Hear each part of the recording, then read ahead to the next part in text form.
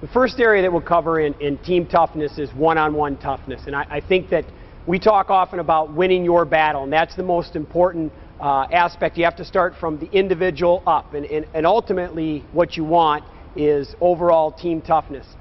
In this area, we're going to start with some one-on-one ball toughness areas to limit turnovers in pressure and non-pressure situations. The first drill is what we call one-on-one toughness. Right now, you can put as many players as you want around this arc. We have up to 8 pairs together. We have, right now, I'm just going to put 3 pairs for the sake of the drill.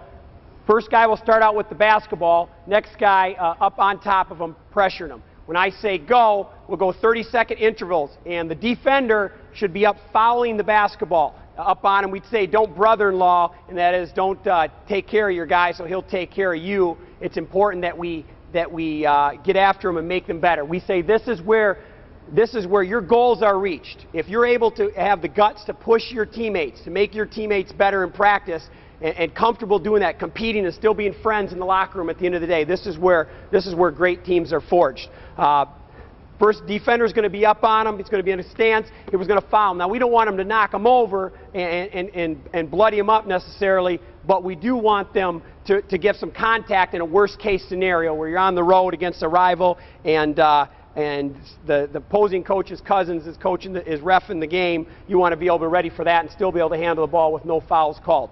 The offensive player, we talk about in our offense, every time you catch the ball, they should catch and rip and square up every single time. If they're not scoring, if they're not taking a shot or going right off the catch, they're catching and ripping and squaring up. This is one thing that this is emphasizing. This is also emphasizing toughness against pressure.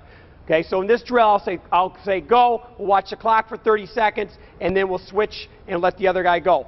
Meanwhile, as a coach, I will wander through the lane. This is where we had the game-like situation. I will wander through the lane. I'll call out a name. If I call out their name, they've got to make a direct pass to me that is not deflected, that is not intercepted, that is not knocked away immediately after I call their name. This keeps their heads up, keeps them seeing what's happening, the action of the game in a chaotic situation. And if they're not, you can have whatever punishment you want for them, have them run, have them do sit-ups at the end of the drill, whatever you want to do. Okay, all right, we're going to start on the clock. Ready? Begin. Up in them. Get after him, Brady. Get after him. Brad. Michael. Okay, step through your pass. Blake. Ripping below the knees and above the head. Below the knees and above the head. High. Stay up on them. Keep it tough through them. All right, that's good.